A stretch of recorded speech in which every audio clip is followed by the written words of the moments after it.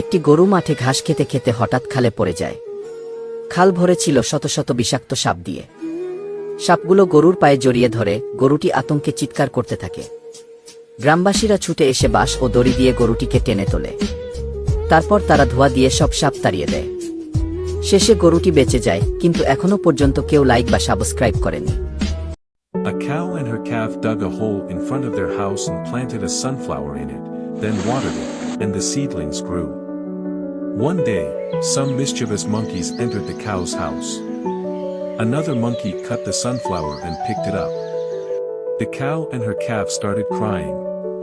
The cow got angry and started fighting. The monkey lifted the cow up and threw it on the ground. The calf started crying after seeing all this. Then he called the police and told them everything. Then the police came and took the cow to the monkey house. The calf also started crying. This cow is very hardworking, keeps farming all day long and cultivates banana and pours water in it. Gradually the banana tree keeps growing, but one day a bear comes to the field and starts breaking the bananas and destroying them.